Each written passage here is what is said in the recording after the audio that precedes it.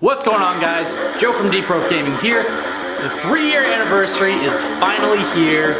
This is like huge for Global Dokkan Battle.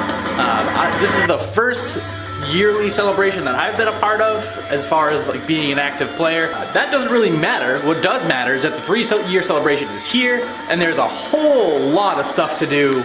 And if you're new to the game, or you're kind of like me, you might be a little lost as to where to start. So I've made this video for you to help you figure out exactly what to do. For that, I need my notes. I'm going to be referring to this notebook, so if you see me looking down, that's what I'm looking at. For the 3-year celebration, there's a bunch of daily missions, as well as like kind of like a overarching through the part 1 of the celebration. Now this is only going to cover part 1 of the celebration because we don't necessarily know what's coming. We don't know if we're getting the Ginyu Force and EZA Gohan and Battlefield for part 2. What we do know is what's here, and that's what we're going to cover. So to maximize your progress during the 3-year celebration, there's some stuff that you need to do every single day. You're just going to be going through and doing, for the most part, what you normally would, and hitting some of this hype new stuff. So the first thing you need to be doing on a daily basis in order to get your Dragon Stones 3-year celebration coins, some of the bonus support items that are coming through for 3-year specifically, is you need to clear any stage 3 times. So if there's a unit you're trying to Dokkan Awaken, or there's missions that you're trying to get done, otherwise you're going to be doing this anyway. You just need to play the game. The second thing you need to do every day, and you might want to do this a lot, actually, I'm going to talk about that in a second, is you need to do either a multi-summon or a friend summon. Now, if you're like me and you didn't really do any friend summons beforehand, now is the time to do friend summons. When you do a friend summon, at the end of every single one of them, you get some sort of bonus item. Sometimes it's a Hercule statue, sometimes it's like, an Android 8 support item. You can get Elder Kais. I've only gotten 2. And I've done over 40 friend summons in the last couple of days. So the rate for that doesn't appear to be the best, at least not for me. But you can still get Kais by doing friend summons. And if you're a relatively new player and you don't have the LR Androids or LR Hercule set up, friend summons is where you get those units to start working on them anyway. You also need to consume 20 stamina. If you're doing 3 stages, you're most likely consuming 20 stamina anyway. I believe that that's just a Dragon Stone like that. You need to clear a story event 2 times. Now this is going to play into, you're going to want to make sure that you do during the 3-year celebration, but this isn't going to be a hard one. This is going to be something that you want to do anyway. There's a growth event called 6 Days in Space to the Galaxy's Edge. Now, this is especially good to hit if you are a newer player. This quest, or this event, stage, whatever you want to call it, specifically gives a lot of rank experience. So if you can't hit things like Pan's Adventure yet because you don't have that much stamina to blow at once, or because there's something else that you want to be doing, this is a good way to get rank experience, and you want to make sure you're doing this every single day. We're going to talk about why in a second.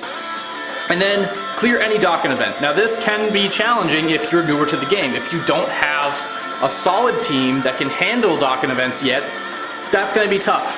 And I'm going to say that it's not actually necessary overall. You don't want to be burning Dragon Stones and stamina and failing Dokkan events because, number 1, that just doesn't feel good, and number 2, that's not going to contribute to what you need to get done overall. Let's talk about the overarching stuff. The stuff that the stuff that you're going to want to do, but that you should do as well. So, like we were just saying, you want to clear the 6 Days in Space to the Galaxy's Edge, whatever it's called. You want to clear that every single day. In this first part of the celebration, you're going to be able to get rewards for clearing it up to 15 times, and if you clear it 5 times every week, you're going to get a Diamond Hercule statue. And if you're hurting for Zenny, or you think that you're going to have some fire units coming on the banners and you want to make sure that you've got enough Zenny to awaken them, you're going to need to do that too. As far as the story events are concerned, there is a Fierce Battle for Planet Namek story battle that just came on. What is there is a Super Strength Kid Gohan unit that has his own potential orbs and has his own missions for awakening him, right? So in stage 1, you get him the first time you clear it, and if you clear it on the second difficulty, you get a second one. One of the things that you want to make sure that you do is to not do what I did, like an idiot, and immediately feed him into super attack. Because the drop rate itself for stage 1 to get that Gohan is not very good. I've known guys that have dumped like 300 stamina into that one stage only to get one dude. So don't do what I did. What you want to make sure that you do, once you get your first kid Gohan, he's wearing like a little suit and he's like standing there looking all nervous and there's a crayon background. It's kind of a funny looking card. But what you want to make sure that you do as soon as you get that unit is train him up to level 80 and get him to UR like that. Then, when you get his second card from doing the stage the second time, you feed him into one of the hidden paths. And when you do that, you get another one, feed him into another path, get another one, another path, another one, another path, another one. And then from there, don't go grinding trying to get additional copies of him. That's not what you want to do. It's going to be a whole lot of time and a whole lot of stamina that you do not have to spend. What you're going to do then is just go right through the rest of the story, get to stage 8, and that's the stage that you want to grind.